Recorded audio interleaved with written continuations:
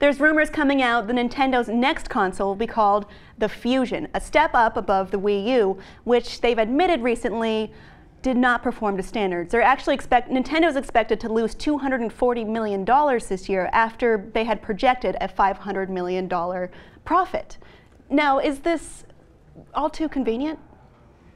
It hurts me personally, being just a fan of Nintendo growing up, to see the company do so poorly, but at the same time, they haven't really evolved their development structure. Watching the rest of the industry continually progress both in technology and in storytelling, Nintendo seems to be relying too much on the quirkiness and the kind of cool utility elements of that the Wii did so well with, and just the Wii U now, well, it's got a screen and it's got some games with names you kind of remember, with the names that are slightly changed from what you'd expect, kind of. Like, there just wasn't anything that stood out for me for the system, and I feel that largely is because they're trying to stick to the idea of if it ain't broke, don't fix it. But obviously, this is an industry that is propelled by renovation and continuing to do better and evolve and kind of foresee what the next change in the future is. And I think they just put their money in the wrong spot. Well, Nintendo kind of has their own separate structure. They've never really played the game that Sony and Microsoft have played in the console wars. A lot of people admire that. Their fans are like, don't ever change, Nintendo, we love you.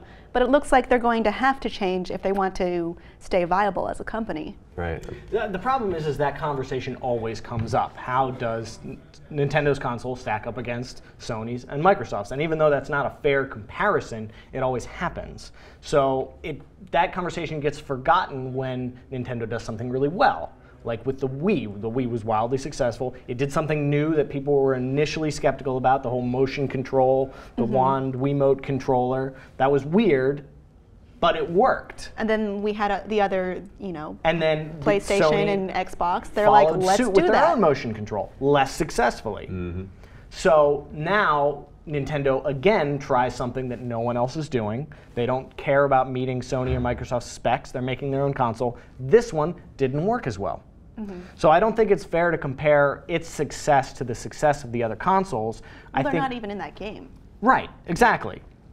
But at what everyone is saying, they're all giving Nintendo recommendations on how to compete, how to be more like Microsoft and Sony. They're saying, oh, we get all this over here, why don't you give us some of that?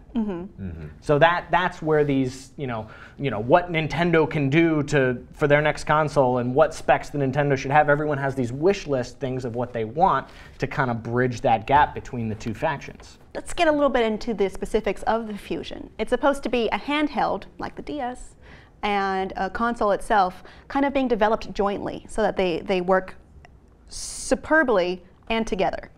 Well, Nintendo has been pushing this idea for the last 3 generations, trying to get you to use your handheld with your console. It was the Game Boy Advance and the GameCube and the DS and the Wii. This reminds me a bit of the Vita and the PS4 working together. Right. Yeah. That is the dream scenario for a company, because it means they have to buy twice as many things. Right.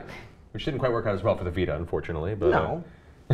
But they're going to keep trying it. Yeah. So I guess Nintendo is saying it is essential that you have both of these things to get the full experience now. It's not a peripheral. Now it's the thing. This is a fusion of handheld and console. Ah, like how the Xbox One came with the Kinect, and they said, you were going to use this. Right. But that's the push. Tell me about the specs a little bit. It looks like they've been upped. The specs of these devices read like a wish list of what you would want in the perfect console, which is why I don't believe them at all. This is leaked, by the way, to Nintendo News. It's not official, and this is why you believe. You're dubious. It's just got every buzzword in the industry that's floating around now: Gorilla Glass, haptic feedback, thumbprint security scanner, gyroscope, accelerometer, magnometer, 3G GPS location chip, holograph enhanced card slot.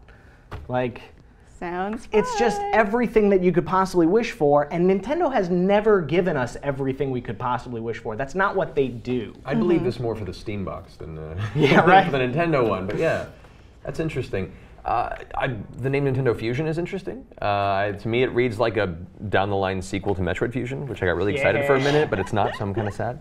Well, Nintendo code names have always been much better than what they ended up with. Oh, wasn't the Wii the Revolution? The Nintendo Revolution and the N64 was the Ultra 64 back Project in Reality. Even before that, I yes. like that. And the Wii was Project Cafe, which was a little weird. The GameCube was the Dolphin. Dolphin. Yeah, but So maybe not Fusion. it's not going to be called Fusion at the end of the day. I hope it's called the Wii U Wii U. Wii U, That's what I'm really excited for, guys. the Wii Union. The Wii Union, there you go. I hope they just concentrate on interesting elements of gameplay and good games. Because like the Wii U wasn't, in my opinion, a failure of hardware necessarily, but there wasn't a single title that came out that really interested me. Exactly. Yeah. Like no matter how good your software is, no matter your hardware, no matter how good your peripherals and your ideas and your creative presentation of your project is, if you don't have the content to support that, then no one's going to buy it. And that to me has been the downfall of the Wii U. There isn't really a single title that I felt like I need to buy this system for that. The motion controls in the Wii worked so well because there were awesome games where it was fun to use. Yeah. The Wii U has that little screen, which could be cool, but there was no game where I was like, oh, I needed another screen in my hand. Why don't the other systems have a tiny screen? This is the best. Like, they made a new edition of Batman Arkham City. And it was just like the screen was more for like looking at your accessories, and it just like which is always cool. It's cool, but it wasn't necessary to the gameplay. It wasn't like I have to have this version. I must have both. This is a new experience for me. It was just kind of like, oh, it's there. Yeah. But stop using Wii as a name at all. I think it's a good thing. Is this a good route for Nintendo to go? Like, or is it going to kill the charm that people had been so attracted to?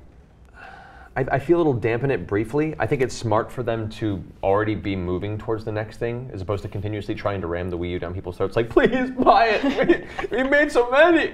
You know, like that. To continue to push it like that would be a death knell for them in a lot of ways. So it's good. It's good to know that they're already renovating their ideas and they're already coming up with a follow-up to try and fix the problems, and they're acknowledging that there was a serious issue here. So that gives me hope. It just, we'll see if they're able to get enough third-party developers and enough content to really be competitive in a market, and something that really harnesses and utilizes the new technology they're trying to push with the next iteration, because then I'll be excited for Nintendo again. The Wii U didn't have a lot of third-party support. It didn't have third-party support because it didn't have the specs that the other consoles were offering, which they designed their games for. So I guess the thinking was, oh, well, if we need third-party support, we actually need to sort of compete on a technological level with the competition out there. So we get these games, at the very least. That was the problem. We didn't have the games. We need to match the hardware.